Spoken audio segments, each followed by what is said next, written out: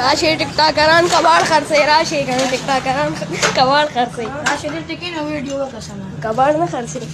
پښتون کنه ولي ټیک ټاکر یو کباړ خرڅي وړي سم ویډیو وکړ بیا ټیک ټاک مې لولي دا نه راځي سر ټیک ټاک مې لولي نه راځي سر یسي 150,000 ولې فالوور برابر شو ریچارج کړه ټیک ټاک چې پیسې وته راځي ولې نه راځي سر دا کنه ټیک ټاکرانو کباړ خرڅي. بسم الله الرحمن الرحیم. ملګرو نن در سره د ټیک ټاک باره کې لږ څه حقیقت او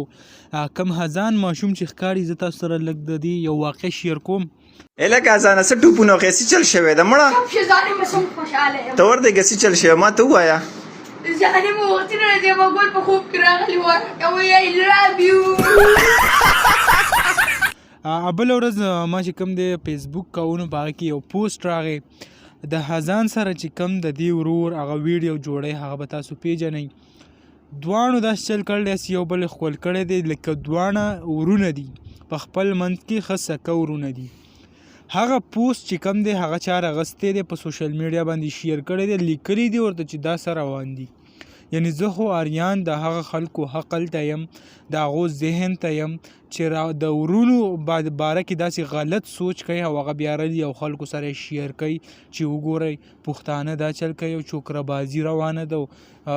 بچه بازي روانه ده مختلف قسمه نومونه یې وله بیا ورکړي. نو خو دې ته وګورئ او لږ سوچ کوئ چې آیا د چا به ورور وي د چا به د تره زوی وي د چا به وراره وي د چا به زوی وي او هغې باره کې به تاسو داسې نیګیټیو سوچ لرئ. یعنی یوازې دا نه که تاسو په ټیک ټاک کې داسې نور قسمه بلا شی خلک دي هغه د خپل زامنو سره ورونو سره داسې څه ویډیو جوړئ او هغه ویډیو چې کم دی بیا خلک رلي او هغه پې هم داسې نیګیټیو ذهن پې استعمالوي د هغې په باره کې هغه خبرې کوي.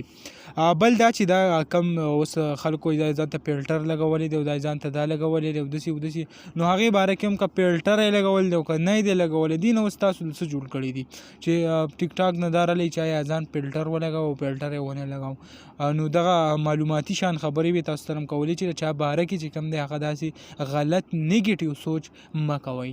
امید لرم ویډیو به م خوښه شوي که ویډیو م خوښه شوي ویډیو لایک کړئ او که زموږ په چینل نوي یې چینل سبسکرایب کړئ د داسې نورو ویډیوګانو دپاره. انشاءالله په بله ویډیو کې به ملاویږو. د نن دپاره دا کافي وه. د لوی الله په امان.